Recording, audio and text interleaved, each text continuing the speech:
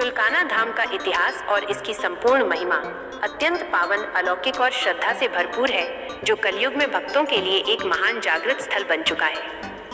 हरियाणा राज्य के पानीपत जिले में समालखा कस्बे से मात्र 5 किलोमीटर की दूरी पर स्थित चुलकाना गांव आज पूरे विश्व में चुलकाना धाम के नाम से विख्यात है। इस स्थान की महत्ता और इसका इतिहास केवल इस युग का नहीं है, बल्कि इसका सीधा संबंध द्वापर युग के महाभारत काल और सतयुग की पावन कथाओं से जुड़ा हुआ है। धार्मिक मान्यताओं के अनुसार चुलकाना धाम को कलयुग का सर्वोत्तम तीर्थ माना जाता है, क्योंकि यही वह पावन और ऐतिहासिक धरा है जहां महाभारत युद्ध के समय वीर बर्बरीक ने जगत के पालनहार भगवान श्री कृष्ण के मांगने पर अपने शीश का दान सहर्ष कर दिया था। इसी महान बलिदान के कारण वीर बर्बरीक को स्वयं श्री कृष्ण से यह वरदान मिला कि कलयुग में वे श्री कृष्ण के ही नाम यानी श्याम नाम से पूजे जाएंगे और जो भी भक्त सच्चे मन से उनके चरणों में आएगा उसकी हर मनोकामना पूर्ण होगी। चुलकाना धाम के इतिहास को गहराई से समझने के लिए हमें सबसे पहले सतयुग की उस कथा की ओर रुख करना होगा जो इस भूमि के नामकरण और इसके शुरुआती प्रभाव को दर्शाती है। प्राचीन कथाओं के अनुसार सतयुग में इस पावन भूमि पर चुनकट ऋषि, जिन्हें लोक भाषा में लकीसर बाबा भी कहा जाता है, वे अपनी घोर और कठिन तपस्या में लीन थे।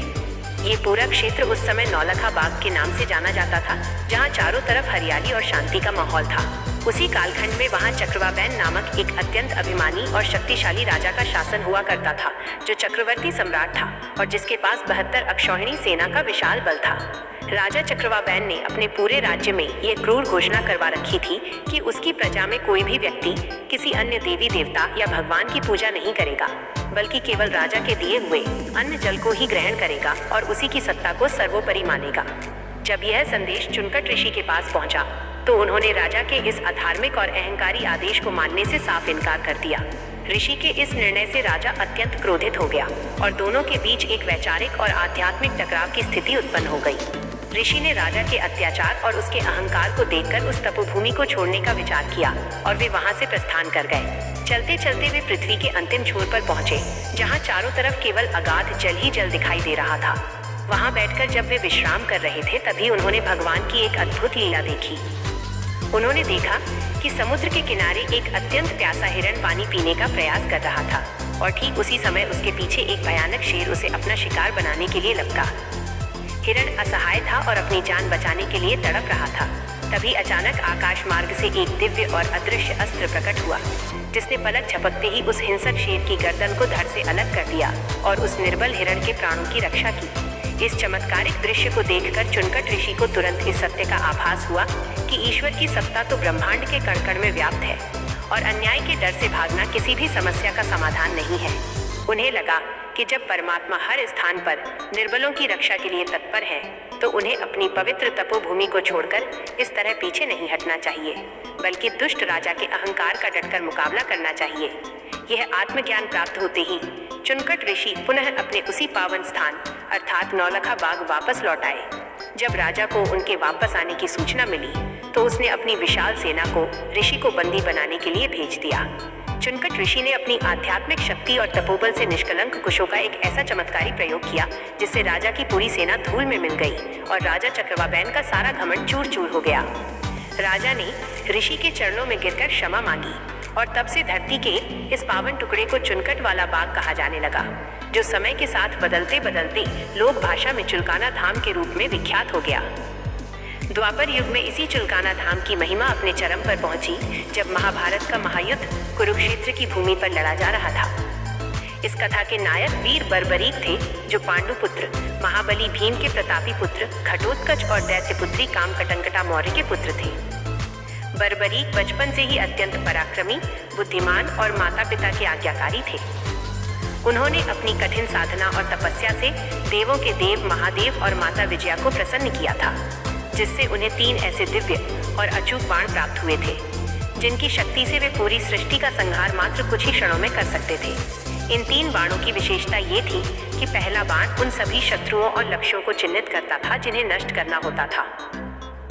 दूसरा बाण उन मित्रों या संपत्तियों को चिन्हित करता था जिन्हें सुरक्षित रखना होता था और तीसरा बाण उन सभी चिन्हित शत्रुओं का सर्वनाश करके वापस बर्बरीक के तरकश में लौट आता था। इस तरह बर्बरीक को युद्ध जीतने के लिए किसी विशाल सेना की आवश्यकता नहीं थी। वे अकेले ही अपने 3 बाणों के बल पर पूरे युद्ध का परिणाम बदल सकते थे। जब महाभारत युद्ध की घोषणा हुई और बर्बरीक को इसके बारे में पता चला तो उन्होंने भी युद्ध देखने और उसमें भाग लेने की इच्छा अपनी माता के सम्मुख प्रकट की। माता कामकटंकटा जानती थीं कि पांडव धर्म की राह पर है और कौरव अधर्म की राह पर है, लेकिन उन्होंने बर्बरीक की शक्ति को देखते हुए उसे एक वचन में बांध दिया। माता ने कहा कि तुम युद्ध क्षेत्र में जाओ, लेकिन यदि तुम्हें युद्ध में शस्त्र उठाना पड़े तो तुम केवल उसी पक्ष की ओर से लड़ना जो पक्ष हार रहा हो, यानी जो निर्बल हो। बर्बरीक ने अपनी माता को वचन दिया कि वे हमेशा हारे हुए का ही सहारा बनेंगे और इसी प्रण के साथ वे अपने नीले रंग के घोड़े पर सवार होकर 3 बाण और धनुष लेकर कुरुक्षेत्र की ओर निकल पड़े। जगत के स्वामी भगवान श्री कृष्ण जो सर्वव्यापी और त्रिकालदर्शी हैं, वे भली भांति जानते थे कि बर्बरीक का यह वचन युद्ध के परिणाम को पूरी तरह बदल सकता है। श्री कृष्ण ने गणना की कि यदि बर्बरीक युद्ध में उतरते हैं और कौरवों की सेना को हारता हुआ देखते हैं तो वे अपने वचन के अनुसार कौरवों की तरफ से लड़ेंगे, जिससे पांडवों की सेना का विनाश निश्चित हो जाएगा। फिर जब पांडवों की सेना हारने लगेगी तो बर्बरीक अपने वचन के कारण पांडवों की तरफ आ जाएंगे। इस प्रकार बर्बरीक अकेले ही दोनों तरफ की सेनाओं को समाप्त कर देंगे और अंत में केवल वही जीवित बचेंगे जिससे धर्म की स्थापना का उद्देश्य अधूरा रह जाएगा। इस संकट को टालने और बर्बरीक की वीरता की परीक्षा लेने के लिए भगवान श्री कृष्ण ने अर्जुन को साथ लिया और एक ब्राह्मण का वेश धारण कर चुलकाना गांव के इसी पावन क्षेत्र में पहुंच गए, जहां बर्बरीक अपने नीले घोड़े पर सवार होकर विश्राम कर रहे थे। ब्राह्मण रूपी श्री कृष्ण ने बर्बरीक को देखकर उनकी वीरता का उपहास उड़ाने के बहाने कहा कि तुम मात्र 3 बाण लेकर महायुद्ध लड़ने जा रहे हो, भला इन 3 बाणों से क्या होगा। बर्बरीक ने अत्यंत विनम्रता पूर्वक मुस्कुराते हुए कहा कि हे ब्राह्मण देव, आप मेरी शक्तियों को नहीं जानते। मेरे ये 3 बाण पूरी सृष्टि का अंत करने में सक्षम हैं और मुझे युद्ध जीतने के लिए इससे अधिक की आवश्यकता नहीं है। श्री कृष्ण ने बर्बरीक की इस बात को परखने के लिए उनके सामने एक चुनौती रखी। उन्होंने वहां स्थित एक विशाल पीपल के पेड़ की ओर इशारा करते हुए कहा कि यदि तुम वास्तव में इतने पराक्रमी हो तो अपने एक ही बाण से इस पीपल के पेड़ के प्रत्येक पत्ते को छेद कर दिखाओ। बर्बरीक ने ब्राह्मण की इस चुनौती को सहर्ष स्वीकार कर लिया और भगवान का ध्यान करके अपने तरकश से पहला बाण निकाला और धनुष पर चढ़ाकर छोड़ दिया। वह बाण अत्यंत तीव्र गति से सनसनाता हुआ पेड़ की तरफ बढ़ा और देखते ही देखते पेड़ के एक एक पत्ते को चिन्हित करने लगा। इसी बीच भगवान श्री कृष्ण ने बर्बरीक को चकमा देने के उद्देश्य से चुपके से पेड़ का एक पत्ता तोड़कर अपने पैर के नीचे दबा लिया, ताकि वह बाण उस पत्ते को न छेद सके और बर्बरीक की प्रतिज्ञा अधूरी रह जाए। लेकिन वह दिव्य बाण पीपल के सारे पत्तों को भेदने के बाद सीधे भगवान श्री कृष्ण के चरणों के पास आकर रुक गया और वहां चक्कर काटने लगा। यह देखकर बर्बरीक ने अत्यंत आदर और विनम्रता के साथ ब्राह्मण देव से कहा कि हे प्रभु, कृपया आप अपना पैर इस पत्ते के ऊपर से हटा लीजिए, अन्यथा ये बाण आपके पैर को चीरते हुए इस पत्ते को भी छेद देगा, क्योंकि मैंने इसे केवल पत्तों को भेदने की आज्ञा दी है, आपके पैर को नहीं। बर्बरीक के इस अद्भुत और अचूक चमत्कार को देखकर भगवान श्री कृष्ण पूरी तरह आश्वस्त हो गए कि इस वीर के रहते पांडवों की विजय किसी भी स्थिति में संभव नहीं है। बर्बरीक की इस असीम शक्ति को देखने के बाद ब्राह्मण रूपी श्री कृष्ण ने अपनी योजना के अगले चरण पर बढ़ते हुए बर्बरीक से कहा कि तुम अत्यंत दानी और वीर प्रतीत होते हो, क्या तुम मुझ निर्धन ब्राह्मण को एक दान दे सकते हो। बर्बरीक ने बिना किसी संकोच के कहा कि हे ब्राह्मण देव, आप जो भी मांगेंगे मैं आपको अवश्य दूंगा, चाहे इसके लिए मुझे अपने प्राण ही क्यों न देने पड़े। तब श्री कृष्ण ने उनसे उनका शीश मांग लिया। ब्राह्मण के मुंह से ये अद्भुत और कठिन मांग सुनकर बर्बरीक स्तब्ध रह गए। वे तुरंत समझ गए कि ये कोई साधारण ब्राह्मण नहीं हो सकता, क्योंकि एक सामान्य ब्राह्मण कभी भी किसी वीर का शीश दान में नहीं मांगेगा। बर्बरीक ने हाथ जोड़कर कहा कि हे देव, आप अपना वास्तविक रूप प्रकट करें, क्योंकि आपके इस ब्राह्मण वेश के पीछे साक्षात कोई दिव्य शक्ति छिपी हुई है। बर्बरीक की प्रार्थना को स्वीकार करते हुए भगवान श्री कृष्ण ने अपने वास्तविक और चतुर्भुज रूप के दर्शन बर्बरीक को कराए। भगवान के साक्षात दर्शन पाकर बर्बरीक धन्य हो गए और उन्होंने सहर्ष अपना शीश काटने की तैयारी कर ली। लेकिन शीश दान करने से पूर्व बर्बरीक ने श्री कृष्ण के सम्मुख अपनी एक अंतिम इच्छा प्रकट की। उन्होंने कहा कि हे प्रभु, मैं बचपन से ही महाभारत के इस महायुद्ध को देखने की तीव्र इच्छा रखता था, और अब जब ये युद्ध शुरू होने वाला है तो मैं बिना इसके साक्षी बने इस संसार से नहीं जाना चाहता। भगवान श्री कृष्ण ने बर्बरीक की इस निश्चल भक्ति और महान त्याग को देखकर उनकी इच्छा पूरी करने का वचन दिया। फाल्गुन मास की शुक्ल पक्ष की द्वादशी तिथि को वीर बर्बरीक ने अपने ही हाथों से अपना शीश काटकर भगवान श्री कृष्ण के चरणों में समर्पित कर दिया। चुलकाना धाम की यही वह पावन भूमि है जहां इस कलयुग के सबसे महान दान की घटना घटी थी। श्री कृष्ण ने बर्बरीक के कटे हुए शीश को अपने अमृत वचनों से सिंचित करके उसे अमरता प्रदान की और उस शीश को कुरुक्षेत्र के पास एक ऊंचे स्थान पर स्थापित कर दिया, जहां से बर्बरीक पूरे महाभारत युद्ध को आदि से अंत तक देख सके। जब महाभारत का युद्ध समाप्त हुआ और पांडव विजयी हुए तो अर्जुन और भीम के बीच इस बात को लेकर तीव्र बहस छिड़ गई कि इस युद्ध की विजय का असली श्रेय किसे जाता है। भीम का मानना था कि उनकी गदा के प्रहारों और वीरता के कारण पांडव जीते हैं, जबकि अर्जुन का मानना था कि उनके गांडीव, धनुष और शौर्य ने इस युद्ध का पासा पलटा है। जब दोनों का विवाद सुलझ नहीं पाया तो वे सभी भगवान श्री कृष्ण के पास पहुंचे।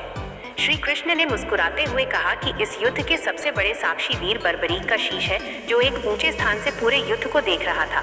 इसलिए इस प्रश्न का सही उत्तर केवल वही दे सकते हैं। सभी पांडव भगवान श्री कृष्ण के साथ बर्बरीक के शीश के पास पहुंचे और उनसे विजय का श्रेय देने का अनुरोध किया। बर्बरीक के शीश ने मुस्कुराते हुए उत्तर दिया कि हे पूज्य पांडवों, इस युद्ध में न तो भीम की गदा ने काम किया और न ही अर्जुन के गांडीव ने कमाल दिखाया। मुझे तो पूरे युद्ध क्षेत्र में केवल भगवान श्री कृष्ण का सुदर्शन चक्र घूमता हुआ दिखाई दे रहा था, जो अधर्मियों का संहार कर रहा था और द्रौपदी के रूप में महाकाली रक्तपान कर रही थी। बर्बरीक के इस निष्पक्ष और सत्य वचन को सुनकर पांडवों का सारा अहंकार चूर चूर हो गया और उन्होंने भगवान श्री कृष्ण की महिमा को स्वीकार किया। बर्बरीक के इस महान त्याग, निष्पक्षता और भक्ति से प्रसन्न होकर भगवान श्री कृष्ण ने उन्हें एक ऐसा वरदान दिया जो इतिहास में अमर हो गया। भगवान ने कहा कि हे वीर बर्बरीक, तुमने धर्म की रक्षा और मेरे वचनों का मान रखने के लिए अपने शीश का जो सर्वस्व दान किया है, उसके बदले मैं तुम्हें अपना नाम देता हूँ। आज से कलयुग के इस अंधकारमय समय में तुम मेरे ही नाम श्याम के रूप में पूजे जाओगे। जो भी भक्त दुखी, परेशान और हारा हुआ तुम्हारे द्वार पर आएगा और सच्चे मन से तुम्हारा स्मरण करेगा, तुम उसके सारे कष्टों को हर लोगे और उसे समाज में सम्मान दिलाओगे। तुम हारे का सहारा कहलाओगे और तुम्हारी पूजा करने वाले भक्तों की कभी पराजय नहीं होगी। भगवान श्री कृष्ण के इसी वरदान के स्वरूप कलयुग में बाबा श्याम की महिमा चारों तरफ फैल गई। महाभारत युद्ध की समाप्ति के बाद बर्बरीक का वह पावन शीश राजस्थान के खाटू नामक स्थान पर धरती में समाहित हो गया, जहां बाद में राजा रूप सिंह को स्वप्न के माध्यम से बाबा के शीश की प्राप्ति हुई और वहां खाटू श्याम जी के भव्य मंदिर का निर्माण हुआ। लेकिन चुलकाना धाम का महत्व इसलिए अक्षुण्ण और सर्वोपरि बना रहा क्योंकि ये वो मूल स्थान है जहां बाबा श्याम ने अपने शीश का दान दिया था। खाटू को यदि बाबा श्याम का विश्राम स्थल माना जाता है तो चुलकाना धाम को उनका जन्म और बलिदान स्थल माना जाता है, जहां से उनकी श्याम रूप में यात्रा का आरंभ हुआ था। यही कारण है कि श्याम भक्तों के बीच यह मान्यता अत्यंत सुदृढ़ है कि खाटू श्याम जी के दर्शन तब तक पूर्ण नहीं माने जाते जब तक भक्त चुलकाना धाम में आकर उस पवित्र धरा पर अपना शीश न झुकाएं, जहां बाबा ने स्वयं अपना शीश दान किया था। चुलकाना धाम में आज भी वह ऐतिहासिक और पौराणिक पीपल का पेड़ मौजूद है जिसके पत्तों को वीर बर्बरीक ने अपने बाण से भेदा था। इस पीपल के पेड़ की सबसे बड़ी और वैज्ञानिक रूप से भी विस्मयकारी विशेषता ये है कि इसके पत्तों में आज भी छोटे छोटे छेद दिखाई देते हैं, जो महाभारत काल के उस चमत्कार की गवाही देते हैं। श्रद्धालु इस पीपल के पेड़ की श्रद्धा पूर्वक परिक्रमा करते हैं और अपनी मन्नत का धागा बांधते हैं, क्योंकि माना जाता है कि यहाँ मांगी गई कोई भी मुराद कभी खाली नहीं जाती। चुलकाना धाम का आधुनिक इतिहास भी अत्यंत प्रेरणादायी है। लंबे समय तक ये पावन स्थल एक छोटे से मंदिर और स्थानीय आस्था के केंद्र के रूप में ही सीमित रहा, लेकिन समय के साथ बाबा श्याम के चमत्कारों की गूंज जब दूर दूर तक फैली तो भक्तों का यहाँ तांता लगने लगा। वर्ष 1989 में चुलकाना धाम के जीर्णोद्धार और विकास के लिए एक विशेष श्री श्याम मंदिर चुलकाना धाम समिति का गठन किया गया, जिसके बाद इस स्थान पर एक अत्यंत विशाल, भव्य और कलात्मक मंदिर का निर्माण कराया गया। इस भव्य मंदिर परिसर में मुख्य रूप से बाबा श्याम के शीश के विग्रह की पूजा की जाती है, जो अत्यंत दिव्य और मनोहारी प्रतीत होता है। बाबा श्याम के अलावा मंदिर परिसर में राम भक्त हनुमान, भगवान श्री कृष्ण, बड़े भाई बलराम, देवाधिदेव महादेव के सपरिवार विग्रह और अन्य प्रमुख हिंदू देवी देवताओं की अत्यंत सुंदर मूर्तियां स्थापित की गई हैं, जो भक्तों को एक ही स्थान पर संपूर्ण धार्मिक शांति की अनुभूति कराती है। इस मंदिर की एक और बड़ी विशेषता यह है कि यहाँ श्याम बाबा की सबसे पहली और निश्चल भाव से पूजा करने वाले महान संत बाबा मनोहर दास जी की समाधि भी स्थित है। लोक मान्यताओं के अनुसार बाबा मनोहर दास जी वैरागी संप्रदाय के एक परम सिद्ध संत थे, जिन्होंने इस भूमि पर बाबा श्याम की कठिन सेवा की थी और आज भी उनके परिवार की 18वीं पीढ़ी इस पावन मंदिर की देखरेख, पूजा अर्चना और व्यवस्था को अत्यंत सेवाभाव के साथ संभाल रही है। चुलकाना धाम में आने वाले भक्तों की संख्या दिन प्रतिदिन बढ़ती जा रही है और विशेष रूप से प्रत्येक महीने की एकादशी और द्वादशी तिथि को यहाँ का नजारा देखने लायक होता है। फाल्गुन मास के पावन मेले के दौरान तो चुलकाना धाम में श्रद्धा का उमड़ता है, जिसकी कल्पना करना भी अद्भुत है। दिल्ली, उत्तर प्रदेश, पंजाब, राजस्थान, हिमाचल प्रदेश और देश के कोने कोने से लाखों की संख्या में श्याम भक्त हाथों में रंग बिरंगे निशान यानी पवित्र ध्वजा लेकर पैरों में छाले पड़ने की परवाह किए बिना जय श्री श्याम और चुलकाने वाले श्याम की जय के जयकारे लगाते हुए पैदल यात्रा करके यहाँ पहुँचते हैं। मंदिर के पुजारियों द्वारा सुबह और शाम के समय की जाने वाली भव्य आरती के दर्शन मात्र से ही भक्तों के मन का सारा अवसाद, दुख और तनाव दूर हो जाता है और आत्मा को एक असीम शांति का अनुभव होता है। चुलकाना धाम के बारे में ये भी कहा जाता है कि यहाँ आने वाला कोई भी व्यक्ति कभी निराश होकर वापस नहीं लौटता, चाहे उसकी समस्या कितनी ही बड़ी क्यों न हो। बाबा श्याम कलयुग के राजा हैं और चुलकाना धाम उनकी न्याय और करुणा की वह चौखट है जहां अमीर और गरीब का भेद पूरी तरह समाप्त हो जाता है और केवल भक्ति ही सर्वोपरि होती है। इस प्रकार चुलकाना धाम केवल एक मंदिर नहीं है, बल्कि ये सनातन धर्म के महान त्याग, वीरता, अध्यात्म और ईश्वर के वचनों की सत्यता का एक जीवंत प्रतीक है। सतयुग में चुनकट ऋषि की तपस्या से पवित्र हुई ये भूमि द्वापर युग में वीर बर्बरीक के महान शीशदान की साक्षी बनी और आज कलयुग में लाखों करोड़ों निराश और हारे हुए लोगों को जीवन जीने की एक नई राह दिखा रही है। चुलकाना धाम की महिमा का गान शब्दों की सीमा में बांधना अत्यंत कठिन है, क्योंकि इसकी पावन मिट्टी का प्रत्येक कण भगवान श्री कृष्ण और बाबा श्याम के अलौकिक प्रेम और वरदान की गाथा गाता है। जो भी भक्त इस पावन तीर्थ पर आकर उस ऐतिहासिक पीपल के पेड़ के दर्शन करता है और बाबा के चरणों में अपनी हाजिरी लगाता है, उसका जीवन धन्य हो जाता है और उसे जीवन के हर मोड़ पर बाबा श्याम का अदृश्य और चमत्कारी साथ प्राप्त होता रहता है, जो उसे हर संकट से बचाकर उन्नति के मार्ग पर ले जाता है। खाटू श्याम की जय, हारे के सहारे की जय। खाटू श्याम की जय, हारे के सहारे की जय। खाटू श्याम की जय, हारे के सहारे की जय। खाटू श्याम की जय, हारे के सहारे की जय।